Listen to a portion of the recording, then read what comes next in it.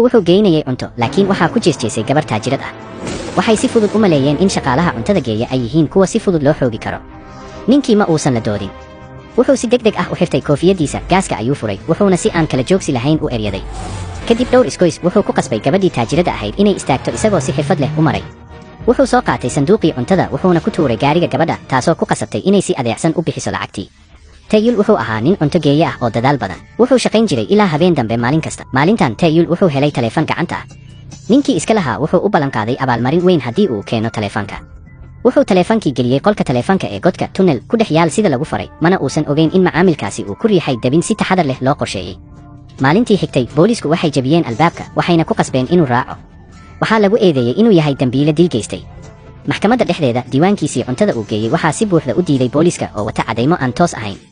7 daqiiqo ee dheeriga ah ee ku jiray wakhtiga uu cuntada geynayay ayaa loo aqoonsaday inay tahay wakhtigii dembiga.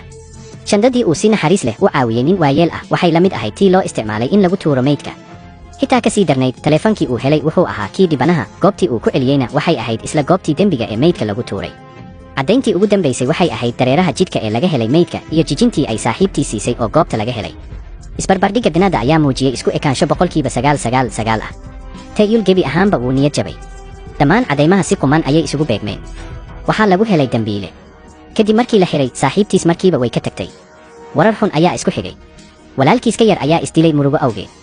Taeyul wuu quustay. wuxuu isku dayay inuu isdilo 3 jeer laakiin mar kasta wuu fashilmay. isagoo kaashanaya wadaad, Taeyul wuxuu bilaabay inuu helo macnaha nolosha.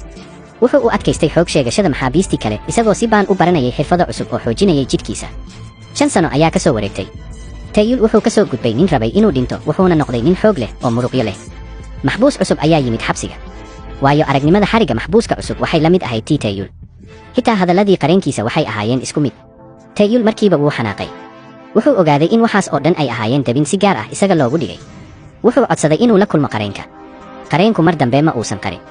wuxuu qirtay in wax walba laga soo bilaabo helitaanka taleefanka ilaa celintiisa ay ahaayeen qorshe si taxadar leh loo dejiyey.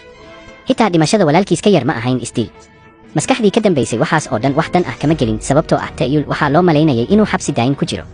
Taeyul wuxuu go'aansaday inuu ka arguto arrintan. tallaabada ugu horreysa ee argudashadiisu waxay ahayd inuu ka baxsado xabsiga. wuxuu joojiyey adkaysiga.